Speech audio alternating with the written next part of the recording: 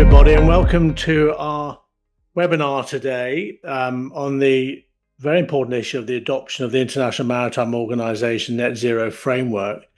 And just as the delegates are starting to come in, we have about 100, just under 160 registered, and my experience of all of this would suggest that people will start coming in over the next 5 or 6 minutes or so. Just as a sort of guide to the delegates, you'll see at the bottom of the screen, you've got a chat and you've got a Q&A facility. We really encourage you to send in your questions. The panelists today, we're very, very lucky with the caliber and the quality of the panelists today, and I'll ask them in a second to introduce themselves. But we do rather rely on you also to send in some of your own questions, which I will do my best and endeavour to actually hear as well. What we want to do is get a good bit of pace here and get a good discussion going on. Now, the webinar itself is being video recorded and audio recorded. We will edit that all down nicely, and then it will be available on the shipmanagementinternational.com website, also via the panelists as well. So, and we'll push it out through social media as well, because I think really some of the comments and the blue sky thinking that we'll get today is going to be very, very important. So just while Marcus gets himself sorted out with his camera there, which is no problem, what I'm going to do is ask the panelists to introduce themselves. My name, first of all, I've even gone along without introducing myself, Sean Moloney. I'm CEO of Elaborate Communications and also publisher of Ship Management International magazine.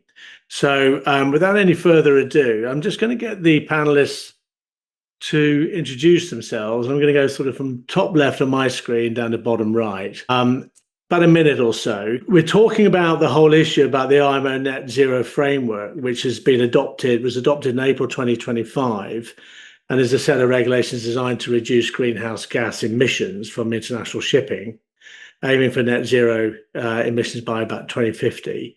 And the framework includes a global fuel standard and a global economic measure to incentivize the use of cleaner fuels and technologies.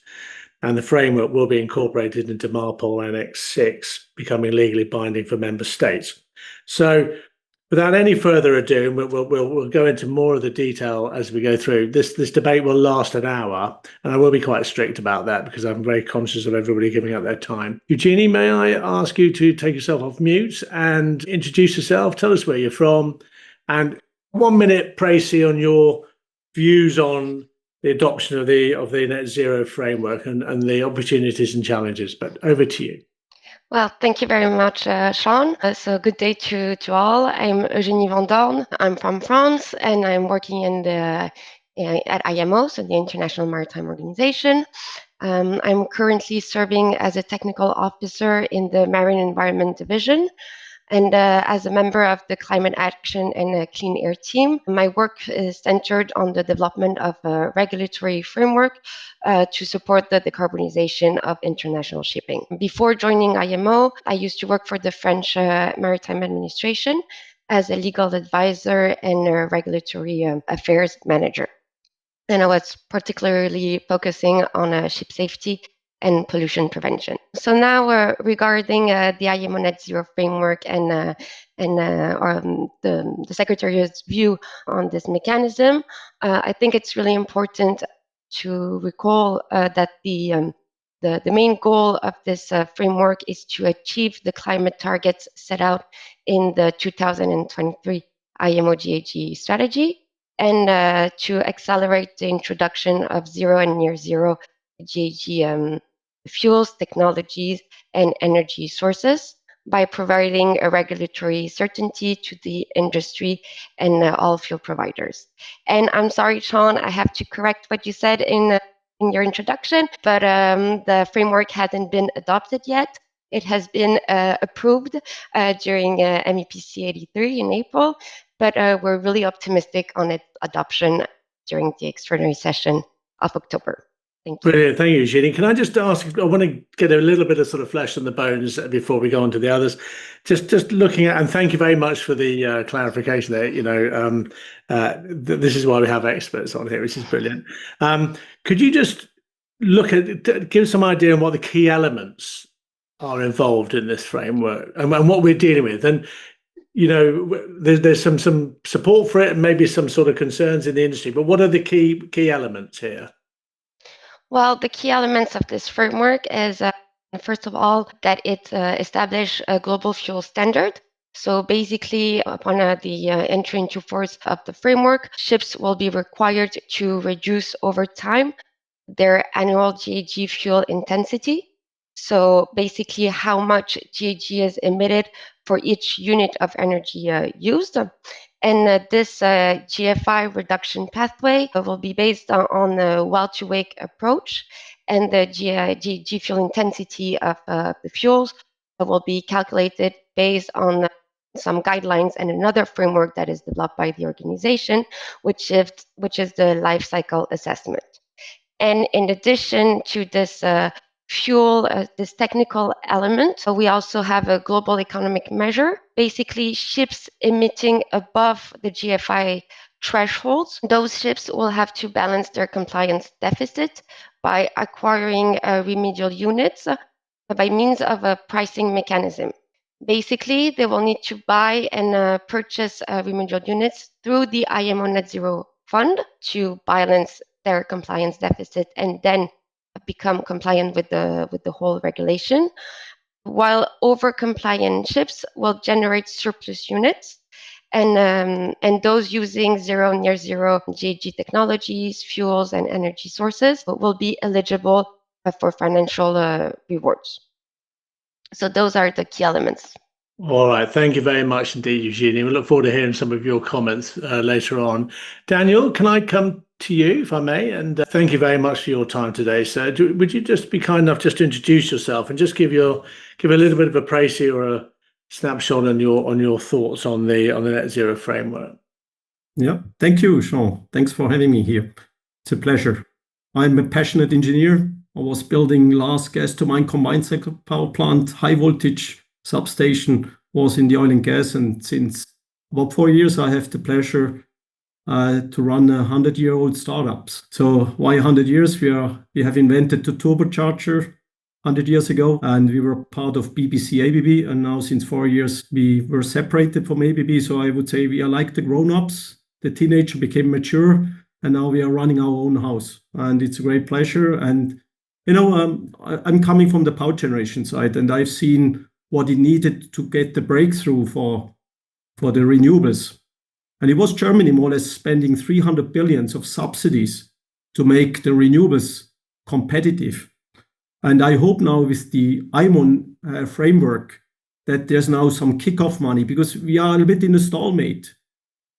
Everybody's waiting for the other one. So the ship owners are now willing for long-term commitments in fuels. The fuel producers are too much worried that they invest something which is stranded, and the port also waiting for everything. So I hope this framework will now create the funds which we need to kick off the fuel production. We all know shipping will only become net zero with synthetic fuel, because electrifying ships will not work. It might work for some small ones.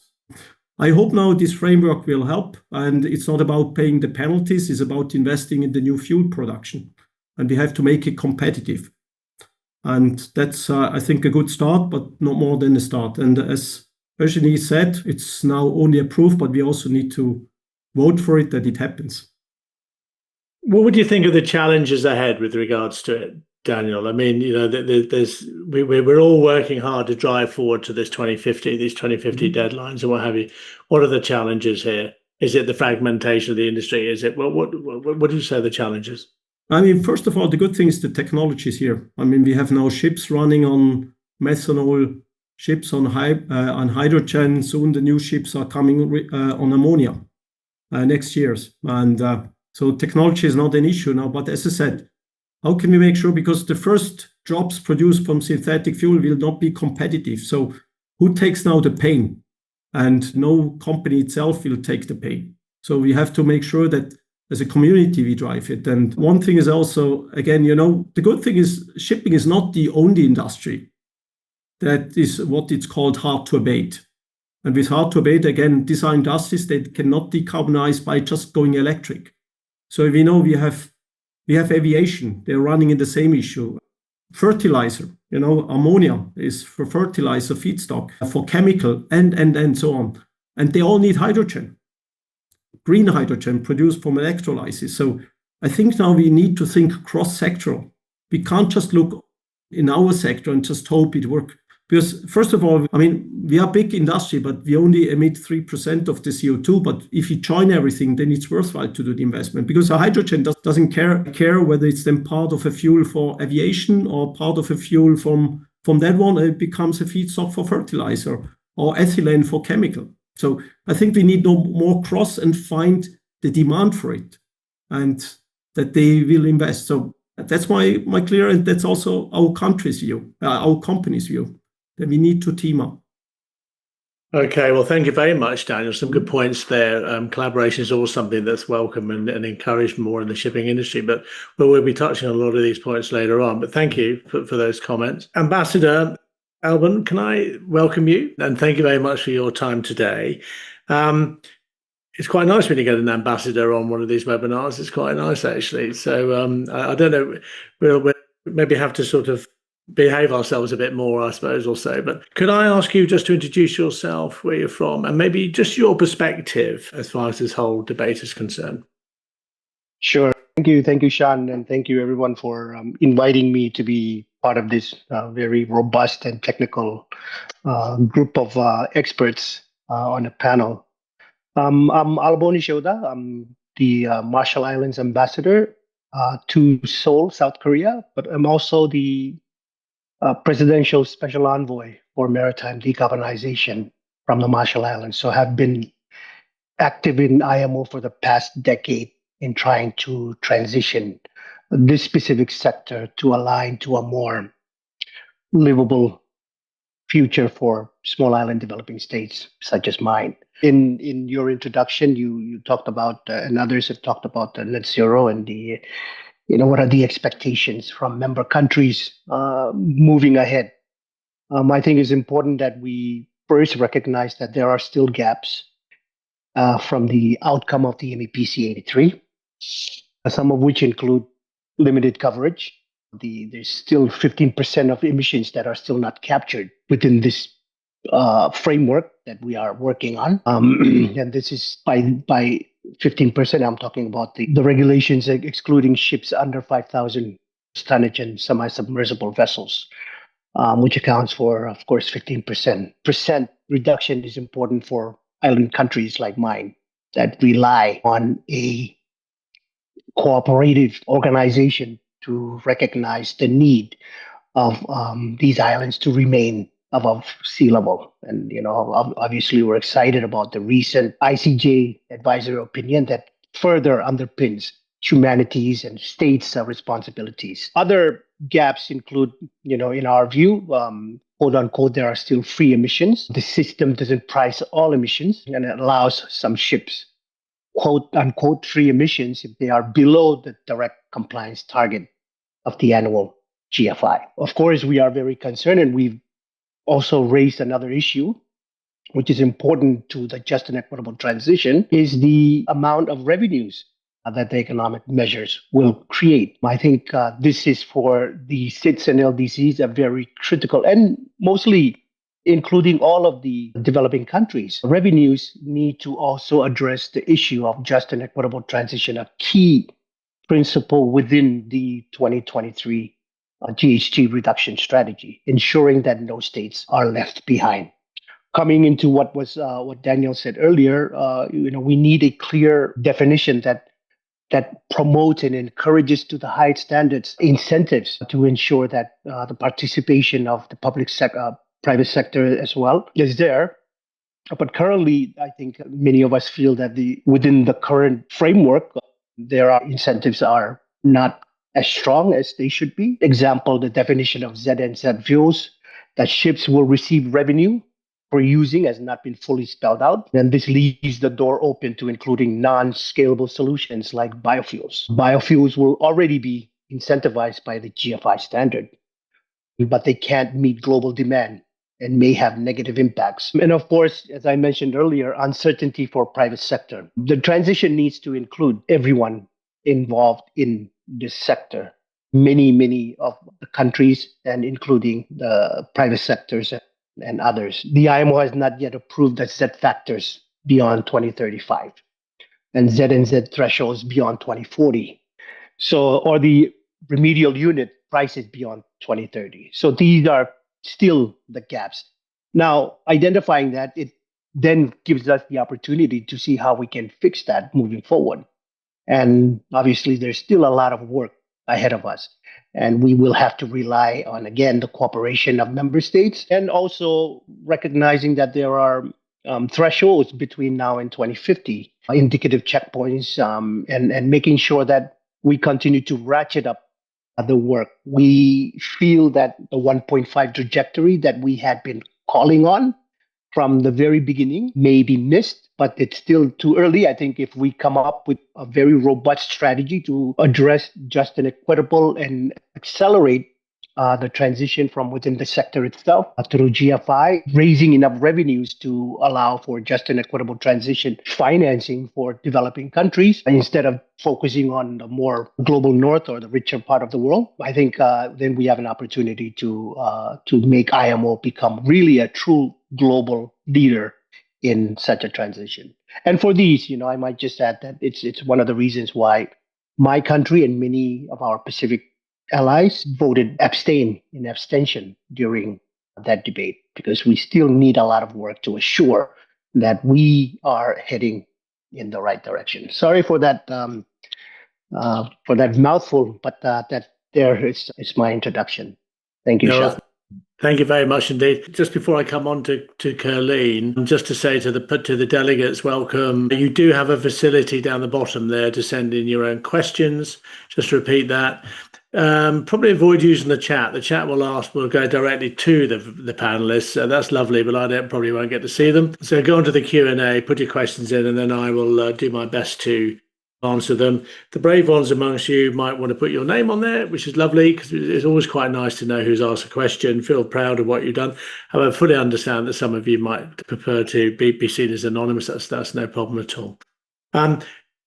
Thank you, Ambassador. I'm going to come on later on to ask questions about, the role of the flag states, and also, as far as your member companies are concerned, what concerns they have. But let me come on to KERRLENE first. Hello, KERRLENE. How are you? You're on mute. That's fine. Okay. Could you introduce yourself very kindly and give us a little bit of a snapshot? We're doing very well here. We're nearly halfway through. But anyway, that's another point. KERRLENE, let me pass over to you. Thank you. Hi, thank you everyone and good morning. My name is KERRLENE Wills and I'm the Director for Ocean and Climate at the United Nations Foundation.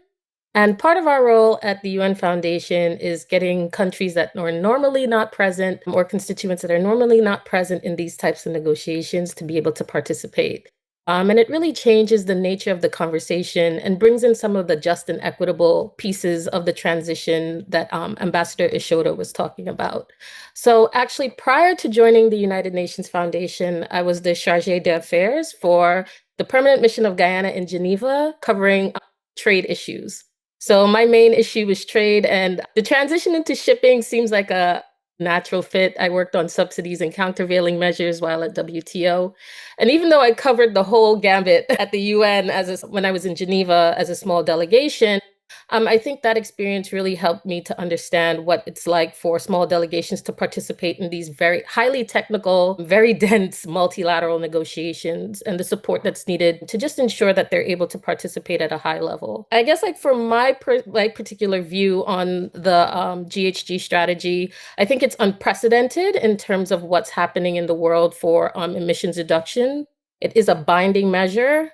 If approved in October, it will be a binding measure. And that means that, the IMO will be setting some sort of precedent in the emissions reduction space, which is really it's quite cool. I mean, if you think these things are cool. And it has, like Ambassador ISHODA said and Daniel said, there's an opportunity not only for the energy transition, thinking about new fuels and thinking about how can we incentivize the private sector to invest in these new fuels that are cleaner, greener, and renewable, but also how can we ensure that every single country is incorporated along the way in this transition?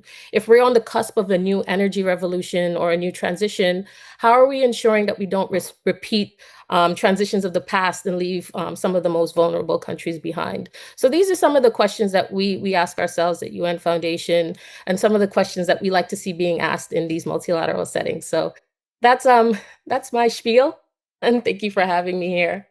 No, thank you, KERRLENE. I mean, just to really touch on that point about, and it goes back to I think what Daniel said earlier, where we're talking about the need for collaboration, everybody working together, and actually, getting this sort of transition together across the industry, getting all countries involved and included is a difficult issue. How can that be achieved? What sort of needs to happen to make that sort of be realised, KERRLENE? What do you think? What do you think of the challenges there? I mean, I think, well, when you're looking at small delegations, you have the immediate issue of capacity. And I have to shout out the Pacific delegations that come from the farthest corners of the world for probably about 12 years now. I'll let Ambassador ISHODA correct me, but have been coming every single year because that's how important this is to the Pacific countries. They're one of the most vulnerable countries in this groups of countries in this transition, but they've been coming. So I think one of the great aspects of what the IMO has done was create the multi-donor trust fund that allows countries to be able to travel from developing countries, from SIDS and LDCs. So providing financial assistance for these countries to be able to go.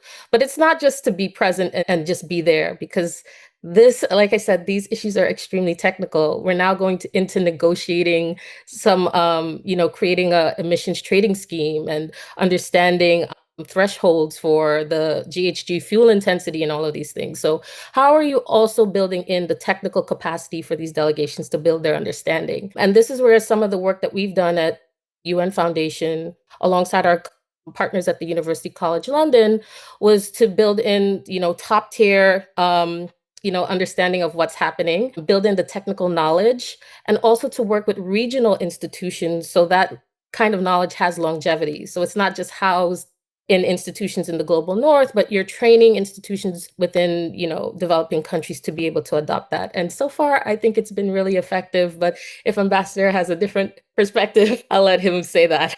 Brilliant. Thank you very much, Kelly. Thank you. Marcus, let me come on to you, last but not least, and welcome. Would you be kind enough just to introduce yourself and your views on what you've heard so far? Marcus, we can't hear you at the moment. I don't know. Not really. No. Do you want to say something? See if we can hear you? No, you're on. Are you able to sort of fiddle around with that, and then we'll come back to you in a second? Yeah, you probably just need to crank up your volume a little bit. We can hear you, but very, very faintly. Okay. Well, I'd like to thank you very much to the delegates. They're starting to send in their questions here, so thank you very much. I'll come on to those in a second. I just really want to sort of touch on the whole issue of how we see this, looking at the Caribbean and the Pacific. And KERRLENE, you were talking very much about that in particular. What are the main issues that they're going to have to grapple with in the adoption of amendments to Annex 6? Because I think that's the key thing. And I think you made a valid point there where you're saying that they're coming to these discussions and have been coming for many, many years. They are going to be the ones that are going to be affected.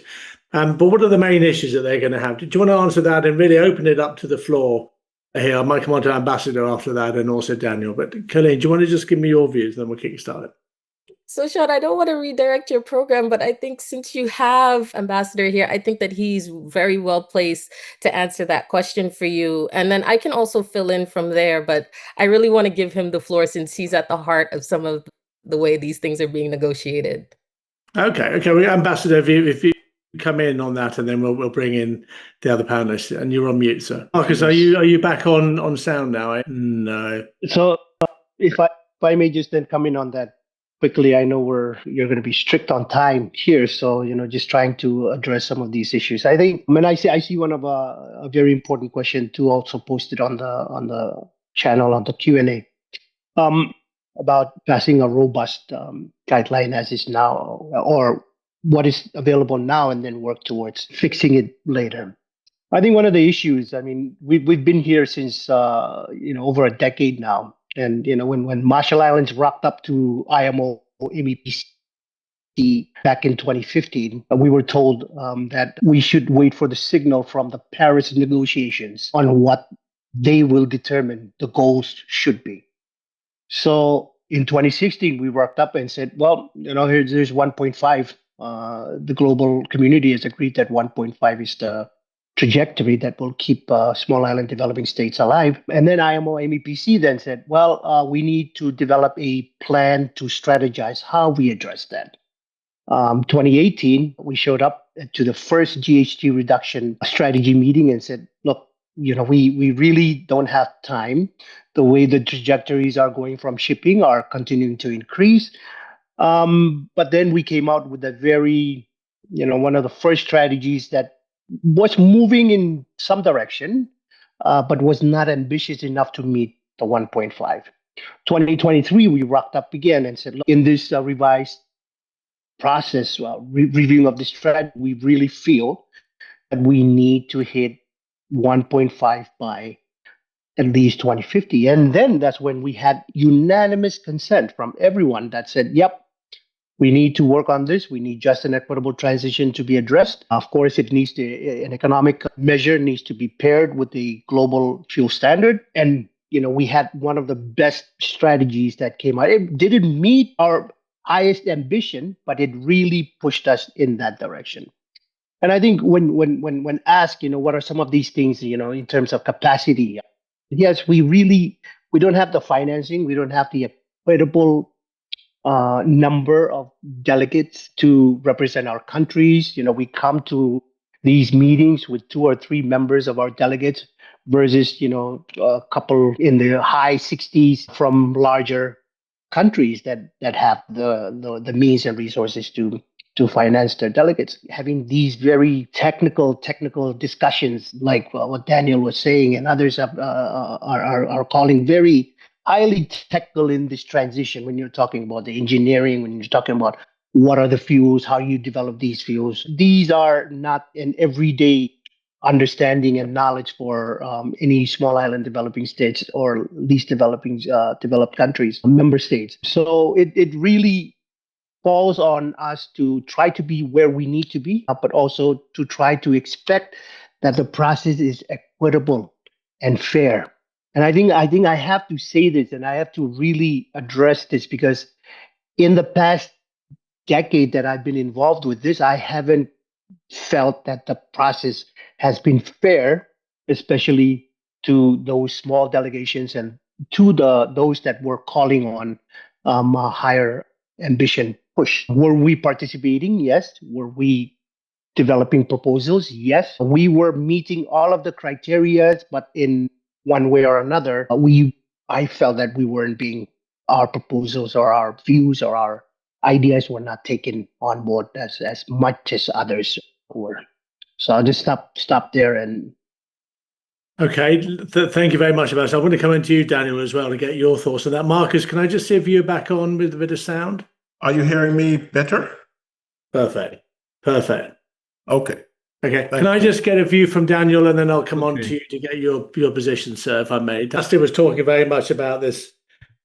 The process has to be favourable to the smaller participants and whatever in those countries. What are your views on that? What you've heard so far? Probably I bring a bit the view of the ship owners and also the technology provider. I mean, just quickly, Accelleron provides turbocharging, fuel injection, and digital solution for marine. So it's all about efficiency and new fuels. Look, the challenge we all know. I mean, the long term, as I said, it's clear, synthetic fuel, but it needs a lot of. It needs to be industrialized, that the costs come down. So from a technology point of view, we think there's 3 phases. Number 1, we have about 50,000 large ships that needs to run. And the capacity of the shipyards is about 2,500 every year. So that takes 20 years to exchange those ships. So that's why we have to think in phases. Number 1 is we have to do everything and use existing technology to improve efficiency. So we have to go viral with the efficiency. And we see a lot of the ship owners now already in advance, ahead of, all the regulation that might come or not come. They're investing a lot. And I mean, we all know, I was an outsider joining our marine, and the outside view was always shipping is cheap and dirty. So whatever they can avoid, they don't do. But really, we see a big change. So they're investing a lot. And less than 40% of all the ships have now energy saving technology. So people really, they can move now to much better. They can reduce the efficiency. They can increase the efficiency by 30%. midterm, we all know, LNG is not the fuel of choice, will not be the silver bullet. And another thing is also in the shipping, there's no silver bullet that works today, tomorrow, and after tomorrow. What works today might work probably tomorrow, but definitely not after tomorrow. And what works after tomorrow definitely doesn't work today. So you have to find bridge technology in between before the new fuels are coming. So we have to develop new emerging technology. I mean, carbon capture, I think there's no way around it. Whether it's good, you're fighting the symptoms, but you have to use any tools in between. But in the long run, said the most critical, we have to invest in the new carbon fuel. And, we are talking to some who are willing to invest in those projects. But they're saying, nobody's willing to invest in the first 20 projects because everybody knows they're too expensive. The fuel will be by far too expensive coming out of those plants. But nobody wants to be an off-taker on the first 20 plants. They're okay for the 21st plant. So who is investing in the first 20? And just don't take the number 20. It doesn't matter. It's just the first few will never be competitive. So this is now the question. But nevertheless, we have to start now because just that you get an idea, we need 100 millions of hydrogen, not only shipping, as I said already, aviation. I mean, some rough estimation are talking about $9 trillion needed. So that's $9,000 billion to invest in just production of green hydrogen. And, it starts just with the first electrolyzer. So we need to accept it's a phase approach, but we need to already work today for the long-term solution. We can't wait because it needs decades to produce the fuels we need. And we have to find ways to improve efficiency and efficiency. And what I'm saying, the pace is defined by the people. If the people don't want to go this journey, it will be very difficult because nobody will invest. I believe also that, this fund, this needs to create money, that someone takes the money. Because why should be a private sector invest in a fuel production plant which he knows in 5 years is too expensive? And he should commit for 20 years. That's not going to work. That's life. Can I bring EUGÉNIE in? And then I promise, Marcus, you're going to have a big time in a second. I just don't want to lose that thread there.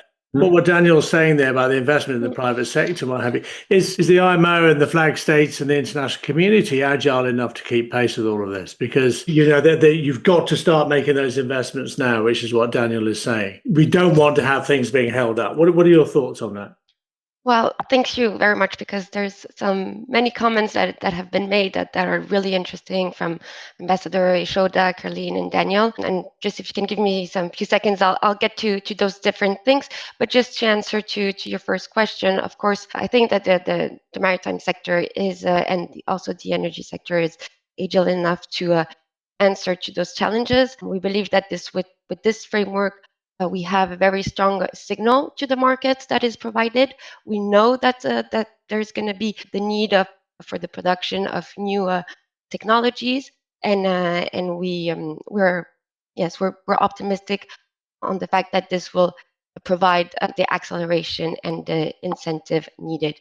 And just quickly, I promise to answer on some of the points that were raised regarding participation, representativity in the IMO negotiations. Well, thank you, KERRLENE, for mentioning the voluntary multi-donor trust fund. Thanks to that trust fund, the participation of SIDS and LDCs has significantly increased, and it's very valuable to the negotiations. We need the views of all, and they are considered in the negotiations that are undergoing. I also wanted to stress, because I saw that in the Q&A box that was raised regarding the training capacities and how and if the organization will support the implementation of the IMO Net Zero framework. And even before the adoption of this regulatory set, the organization already has many projects undergoing. And we are supporting SIDS and LDCs in implementing existing IMO regulations and also preparing to the negotiations. And in that sense, I would just want to mention the GHG Smart project, which trains for a whole year representatives of SIDS and LDCs. And we've noted that most of the trainees in this program are now engaged and participating in the negotiations. So I'll be done for now. And sorry, Sean, thank you for letting me. Thank you very much, Eugenie. Marcus, let me come on to you, and thank you very much for your patience, sir, and good to hear that you're back online. So, do you want to just introduce yourself and really some sort of comments you might want to make on what you've been hearing so far? Marcus Blake, Maritime Authority of Jamaica. Prior to coming to the Maritime Authority of Jamaica, 15 years ago, I was in power generation, and before that, I was at sea. The understanding coming in, because I joined the Jamaican delegation on this particular issue 2019, when a lot of the discussions were already fairly mature. The framework is, if we don't begin this transition now, it's going to be difficult. And right now, as it is, we're catching up. There is the engineering side of it, as Daniel spoke to, with regards to ships or ship owners taking up the challenge of moving to these new fuels. The challenge there is always how fast can the technology move. There is the limit on replacement of ships. There is the background happenings of engine propulsion research. And the private sector, which is going to be producing these replacement fuels. Daniel is right in that electrification of ships, particularly large ocean-going vessels, and that's not a practical long-term solution. The move to synthetic fuels, and a lot of it is definitely where we'll have to go. And what we'll have to keep in mind is that aviation is going to be depending on that same fuel. Land transport is going to be dependent on that same fuel. So the challenge is to get the private sector and countries involved in taking up that challenge. Speaking from the perspective of a Caribbean country, a small island developing state, our input is going to have to be on the basis of looking at improving efficiencies, and it's going to stretch from the sea into port operation, because I'm just reading an article where it says by 2030, Fuel EU is going to be looking at having it mandatory for ships coming into port taking shore power. In the Caribbean, we don't have that facility. A few countries have started looking at it, but where a ship ventures from Europe as standard operation comes into the Caribbean or other less developed regions and requires shore power, that is going to be a challenge. The legislations, the technology transfer, in order to have that done, that has to go hand in hand with the development of this framework. Because from the point of view of shore power, it's not shore power for shore power's sake. Once we have transitioned to those synthetic fuels, they are not as energy dense as a fossil fuel. So the consideration of fuel capacity, shore power will become necessary, because that vessel will now have to either consider making a stop somewhere along its route for the sole purpose of taking on additional fuel to complete a voyage that would have been a standard once per round trip refueling. So Caribbean countries will have to face the challenge of getting involved with that bunkering fuel and fuel supply logistics. And that is going to come with having very clear rules in terms of adopting the legislations that are going to be coming out of this framework. Once that has been adopted, it has to now become national law in these various localities so that they can have a legal framework to support the fuel transition.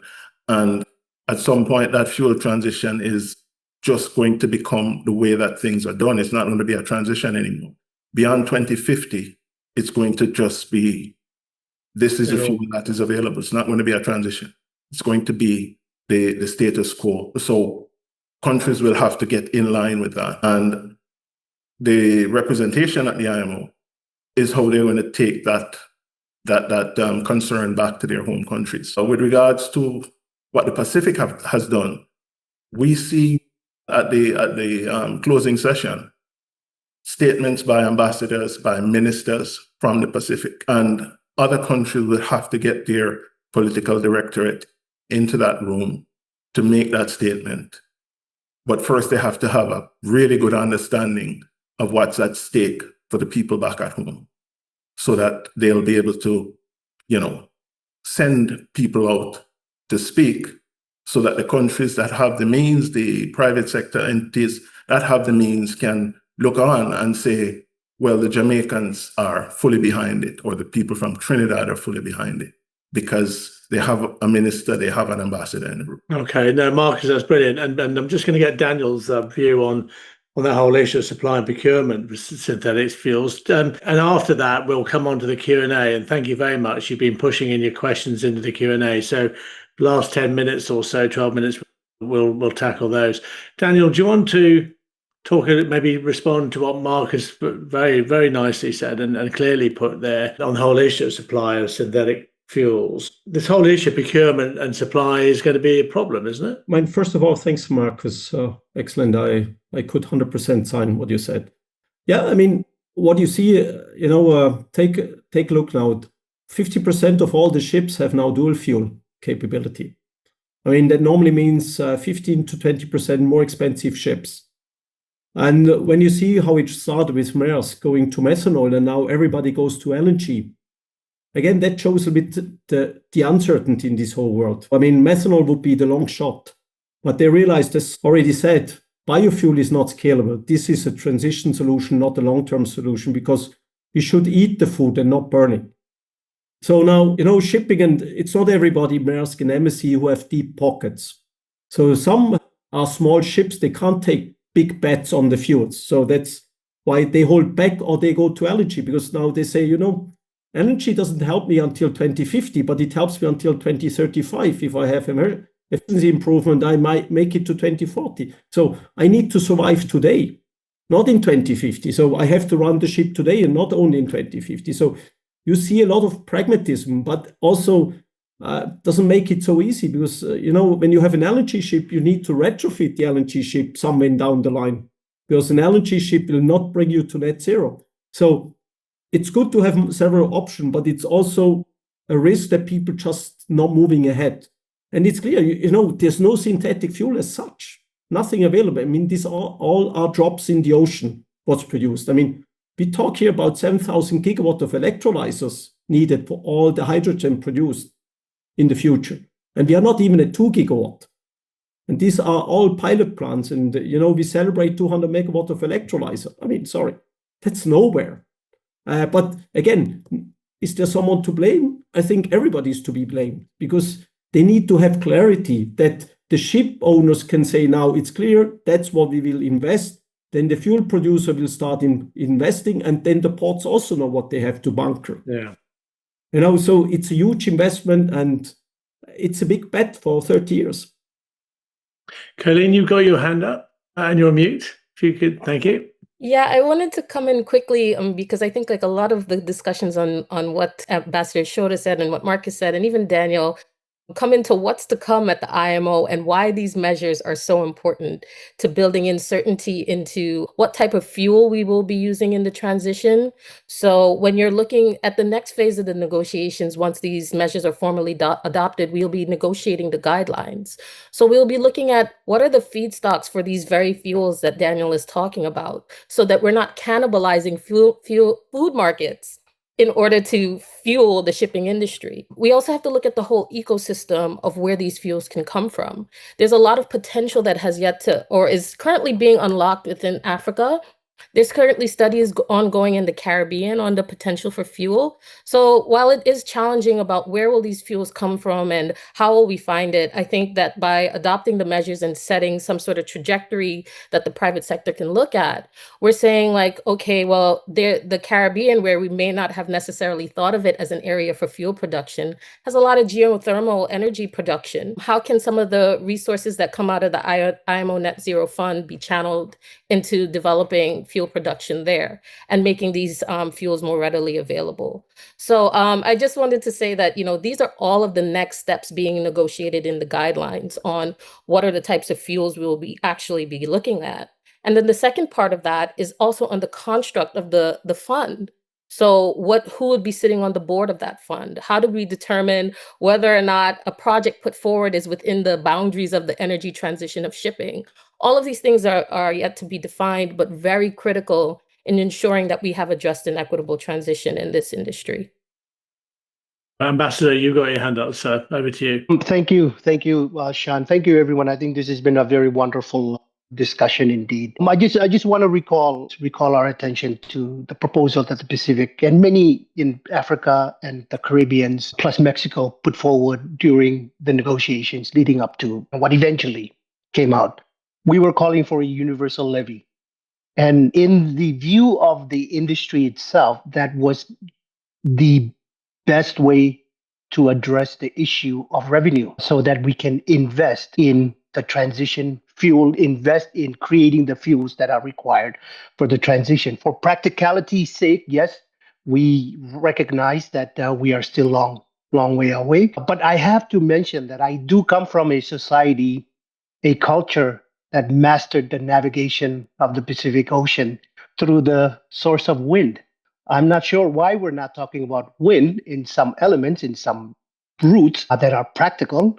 I think that it in itself can be the purest, cleanest form of transporting many of the products that are required through this through global trade. But coming up to that, I heard mention 9 billion required. At least 9 billion is required to invest in these things, and that is exactly why we had suggested that $100 per ton universal levy be the right formula to put forward so that it can raise enough revenues to incentivize the transition, but also address the critical areas that SIDS and LDCs are facing, including many in the developing countries, which is just an equitable transition, ensuring that they participate in this global transition, but also recognizing that there is a disproportionate negative impacts that will be raised that will come out of these transition. We have to also address those, and that was the main reason why we had put this very, very robust proposal on universal levy,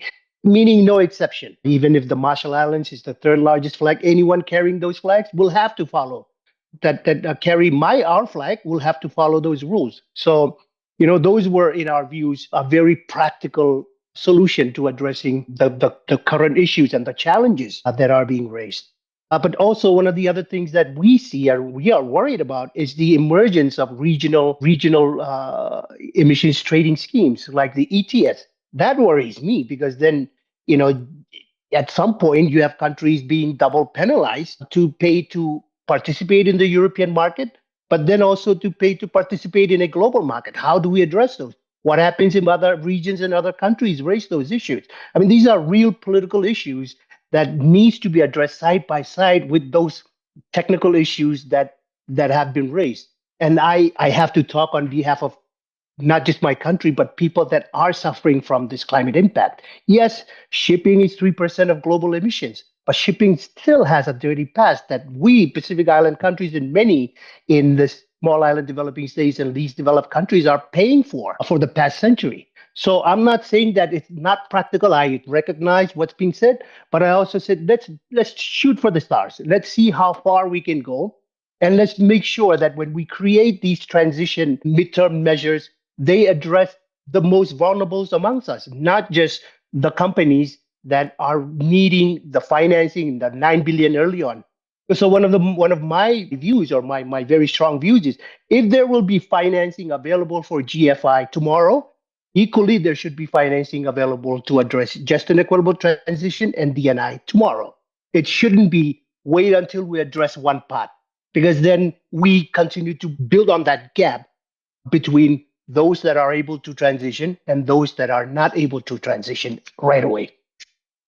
Okay, thank you very much, Ambassador. I'm going to go on to the questions, actually. It's, as I will repeat what the Ambassador just said a minute ago, it's a tremendous debate here, but I think we need to pay some attention to some of the questions coming through. Grace Bailey's been very prolific in her questioning, which is good. And one of the questions, will there be technical or financial support mechanisms in place to assist small island developing states and developing maritime administrations in implementing the IMO net zero framework? Does anybody want to just, Ambassador, do you want to make a brief comment on that? Oh, no, Eugenie, let me go over to Eugene. Thank you very much, Sean. And yes, so of course there will be revenue for small islands, developing states, and LDCs. The way that the framework is structured, and based on the estimations that we gathered, the fund will collect approximately 11 billion of US dollars per year. So with this significant amount of collected revenue, we expect that, of course, some of it is disbursed to reward the first movers and ships using it ZNZs. But there's a big part of the disbursement perspective of the fund that is to address this just and equitable transition and all the elements that have been raised by Ambassador ISHODA, but also touched upon by KERRLENE Wills. And on that point, the organization is, of course, calling for any contributions on identifying which are the most needed projects to support this transition. Thank you. Okay, thank you very much. We have a question here from Carla. Great stuff so far. Thank you, Carla. I like that you're giving light to the stakeholders that are sometimes overlooked. I wanted to ask what action is taking place at the port level as a transition to an energy hub to facilitate decarbonisation of shipping. Also, is the approach modelled after a circular economy? Anybody want to answer that? Because we've always believed that the transition also, initially when we were having the debate a couple of years back in IMO, it was very clear from some that the transition should only happen to shipping within the international space. We believe that this is why it's very important to really identify the just and equitable transition as part of state members' participation in this, because of course ports and other infrastructures within countries need to be also participating in that. And I think it's important that we recognize these needs because they are still part of the global maritime infrastructure and needs the support to be built to the standards that can accommodate these new and safe vessels, operating them in safe manners. So yes, I think ports, both regional and national efforts, needs to be highly considered, especially for SIDS and LDCs, on how to support their transition or participation in the transition. Thank you very much indeed, Ambassador. Daniel, you got your hand up. No, I would first let KERRLENE. KERRLENE, I do apologise. KERRLENE, do apologise. Sorry. Yeah, I wanted to talk a little bit about the port element because it's so critical, especially in developing countries where mostly they don't own ships. You know, you own your port. So that's where a lot of the developing countries will have most of the ownership over in this part of the transition. And it's such a critical element, especially for a SID, because it's an important way that goods move amongst the states. And I'm thinking particularly about the Caribbean in this, but I know it's also very critical for the Pacific as well. So one of the things that I can give the example of discussions that are happening at the Port Management Association of the Caribbean, PMAC, discussions that have happened even within the MTCC Caribbean about how do you transition to ports to ensure that they are not left behind in this critical area. How are we looking at some of the shore power needed? What type of partnerships and investments are needed? How much does it actually cost to retrofit a port? And how can the IMO net zero framework be used as a basis to fund that? Understanding that, you know, even if you do generate, let's say, $30 billion over the next couple of years, that has to be split amongst how many countries that have disproportionate negative impacts, which goes back to what Ambassador ISHODA was saying about why you needed a large sum of funding for this transition. So I'm not too sure on the circular economy element of that question, but just to say that ports are a very critical part of the discussion, and we're ensuring that, that in this transition, they're incorporated in it. And they're also incorporated in Regulation 41 of the IMO Net Zero Framework. That was a big element that countries negotiated to ensure that, ports and port-related infrastructure actually got mentioned as a need for funding from the IMO Net Zero Framework. Brilliant. Thank you very much, Curly. Daniel, by the way, we're getting some very good comments from the delegates. They're enjoying your viewpoints and your comments, ladies and gentlemen. But Daniel, over to you. Just very short. It's interesting reports. We are preparing a report for the London International Shipping Week about how to crack the deadlock for the fuel. And we had a discussion with some ports. And, we believe they're a kind of natural nexus. Because what I mean, on one hand, they have to bunker the future fuel for the shipping, but on the other hand, they have to manage the cargo for this hard-to-abate industry. So we meet more or less, the fuel, but also they need hydrogen and so on. And some ports are really interested in this combination that they could be the nexus between these different industry and drive the new fuels and infrastructure for. Okay, thank you very much indeed. Got time for one last question. What I'll do is I'll also circulate the question offline to all of the panelists, and if you can maybe have a little go at giving me some of your points of view, and then we'll send the answers out to all of the attendees. How feasible, from an anonymous attendee, for island states in the global south to accommodate fueling logistics for a growing multiplicity of fuels? Do such states have an interest in an earlier narrowing of green fuel pathways? Yeah. Let me start from the Pacific's perspective. And I think this is a very good question. And I thank the delegate for asking that. In reality, for the Pacific, we are not going to create the next fuel. Our region is not going to be the major hub for the next transition fuel. We are small island developing states, and shipping is a lifeline for us.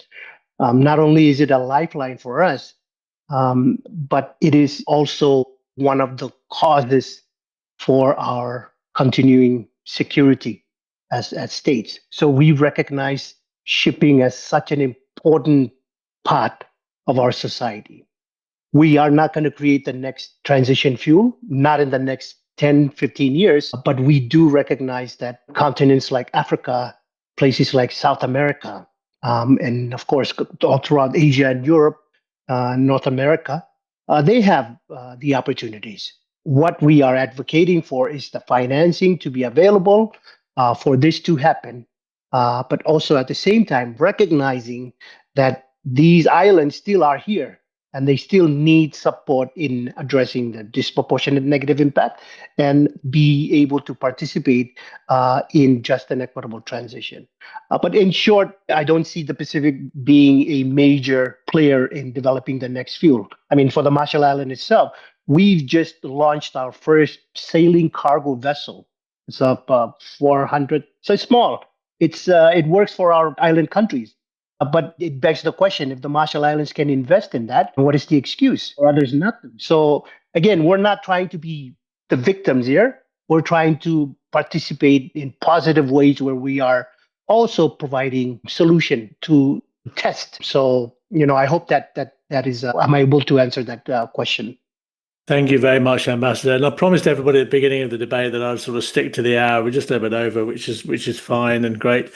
I'd like to thank the panelists for all of your very, very wise comments and your viewpoints today. Running a webinar like this, it's quite a technical issue. And I think the very fact that we had good numbers of delegates coming on board, they want to hear the answers. They want to know what's going on. And they want to get a bit of an understanding on how the industry is viewing what is a fast changing issue. And I thank you all very, very much for your contributions.